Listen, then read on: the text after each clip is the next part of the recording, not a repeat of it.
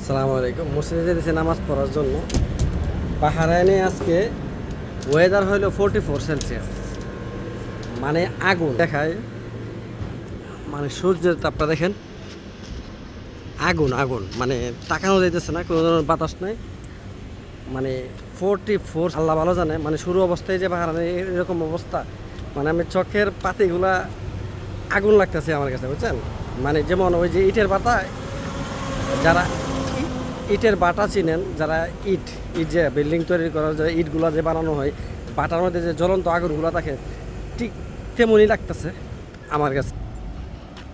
দেখেন কি একটা অবস্থা! আল্লাহ একবার, আল্লাহ যেন আমাদেরকে, প্রবাসী ভাইদেরকে, যে দেশে থাকুক না কেন, তাদেরকে যেন সুস্থ রাখেন। আমাদের জন্য যেতেছি ভাই, মানে জ্বলে যাবার শরীরগুলা দেখেন, আমার হাতগুলো কী হয়ে গেছে, জ্বলে যেতেছে, তাকাইতে পারি না। হ্যাঁ দেখেন, কিন্তু প্রবাসীদের কিন্তু কাজ বন্ধ নাই, ঠিক আছে? যতই গরম হোক না কেন, প্রবাসীদের কাজ কোনো রকমভাবে বন্ধ নাই।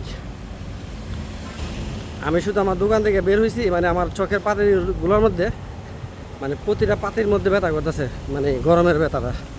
যেমন আমি একটা ইটের বাটার মধ্যে আমি আছি। আমার সকল প্রবাসী ভাইদেরকে হেফাজত করুক। মসজিদ কিন্তু আমার দোকান থেকে বেশি দূরে নয়, এই এখানে এই সামনের গুলিতে আমার দোকান। মসজিদের কাছাকাছি এসে বসে দেখেন, অনেকে নামাজ পড়তে যেতেছে, অনেকে কাজও করতেছে। নামার জন্য সবাই প্রস্তুত, সবাই বের হয়ে যাবে এখন নামাজের সময়। কিন্তু বাহরাইনে এখানে আপনি ইচ্ছা করলে নামাজ না পড়েও থাকতে পারবেন, সমস্যা নেই, বাধ্যতামূলক না। কিন্তু প্রতিটা প্রবাসী কিন্তু নামাজ পড়ে। এই দেখেন, মানে রাস্তার কাজগুলো যে চলতেছে, তারা কিন্তু এই দেখেন রৌদ্রের তাপে ঢেউ উঠতেছে, ঢেউ, মানে গরমে ঢেউ উঠতেছে মাটি দেখা। এই দেখেন বাইরে কাজ করতেছে, বাইরে। এই হলো মসজিদ, এটা মানে ছোটো মসজিদ। পাশে আরেকটা বড় মসজিদ আছে, ওই জায়গাতে আমি যাই না, যেহেতু আমার কাছে এটা, ওই জন্য আমি মসজিদে চলে আসছি।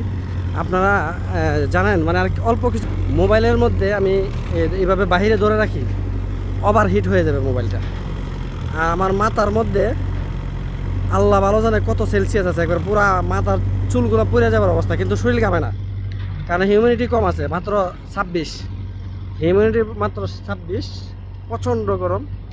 এই গরমের মধ্যে প্রবাসীদের কাজ কোনো ধরনের হেমত নাই। এই যে মাটির কাজগুলো যে করতেছে, রাস্তার কাজগুলো, এটার মধ্যে কিন্তু গরম ডাবল লাগে, ওইটার মধ্যে গরম ডাবল লাগে। কারণ নিচ থেকে দেখেন কি অবস্থা মানে হয়েছে। আল্লাহ পাক আমাদেরকে হেফাজত করো, সকলকে আল্লাহ পাক সুস্থ রাখো। ধন্যবাদ সবাই।